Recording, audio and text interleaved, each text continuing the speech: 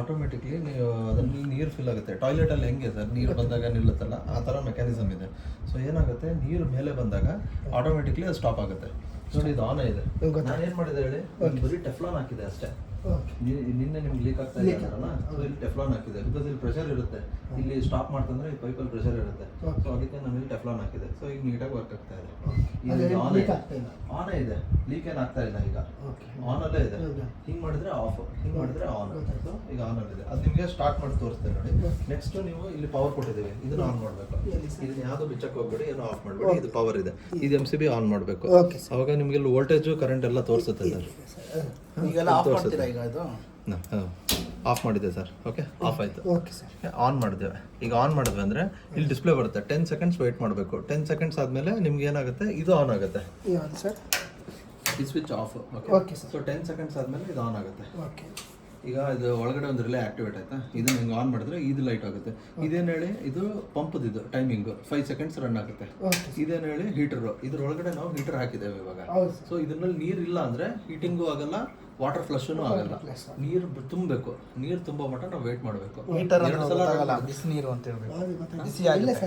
ಬಿಸಿ ಆಗುತ್ತೆ. So heater ಏನ್ ಮಾಡುತ್ತೆ, ಇಲ್ಲಿ 50 ಡಿಗ್ರಿ ಸೆಟ್ ಮಾಡಿದ್ದೇವೆ. ಸೊ ನೀವು ಅರ್ಧ ಗಂಟೆ ಮುಂಚೆ ಬಿಟ್ಬಿಟ್ರೆ ಅಂದ್ರೆ ಇದು 50 ಡಿಗ್ರಿ ಆಗುತ್ತೆ. ಒಂದ್ ಸಲಕ್ಕೆ ನೀವು 2 ಸಲ ನೀವು ಫ್ಲಶ್ ಮಾಡ್ಬೋದು.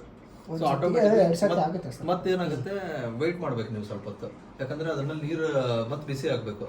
ಎವ್ರಿ ಟೈಮ್ ನೀವು ನೀರು ಬಿಸಿ ಆಗೋಕ್ಕೆ ಸ್ವಲ್ಪ ವೇಟ್ ಮಾಡಿ. ಇಲ್ಲ ನಿಮಗೆ ಬೇಡ, ವೇಟ್ ಮಾಡೋದು ಬೇಡ, ಅದೇ ನೀರಲ್ಲೇ ಕ್ಲೀನ್ ಮಾಡ್ತೀರ ಅಂದ್ರೆ ಜಸ್ಟ್ ಕ್ಲೀನ್ ಮಾಡ್ಕೊಂಡು ಹೋಗಿ.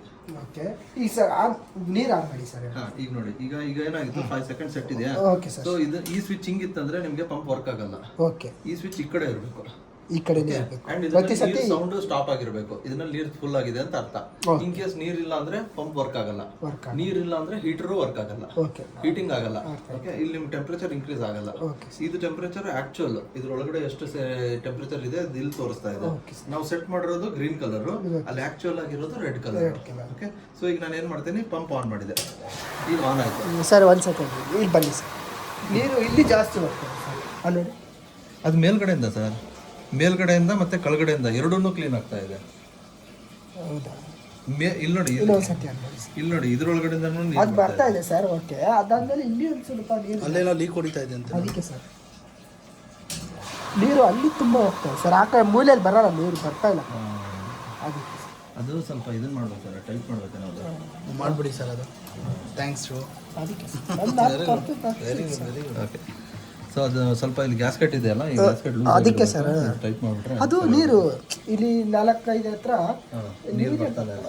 ಅದು ಮಾಡಿಬಿಡಿ ಸರ್, ಅದು ಟೈಪ್ ಮಾಡಿ. ಈಗ ಕ್ಲಿಯರಾ ಸರ್? ಇದು ನೋಡಿ, ಇದು ನಿಂಗೆ ಗೊತ್ತಿ ಅಷ್ಟೇ. ಓಕೆ, ಗೊತ್ತಾಯ್ತು ಸರ್. ಈಗ ನೋಡಿ ಆನ್ ಆಗ್ತಾ ಇಲ್ಲ, ಯಾಕಂದ್ರೆ ನೀರು ಖಾಲಿ ಆಗಿದೆ. ಈಗ ಆನ್ ಆಗಿದೆ, ನೀರು ಬಂತು ಸರ್. ಹಿಂಗೆ ಆನ್ ಮಾಡಿ ಹಿಂಗೆ ಬಿಟ್ಬಿಡಿ ಸರ್. ಓಕೆನಾ? ಇದು ಹಿಂಗೆ ಮಧ್ಯದಲ್ಲಿತ್ತು, ಈ ಕಡೆ ಇತ್ತಂದ್ರೆ ವರ್ಕ್ ಆಗಲ್ಲ ಸರ್ ಮೋಟರು. ಇದು ಈ ಕಡೆನೇ ಇರಬೇಕು, ಇಷ್ಟೇ ಈ ಕಡೆ ಇರಬೇಕು. ಆ್ಯಂಡ್ ಇದನ್ನ ಒತ್ತಬೇಕು ನೀವು.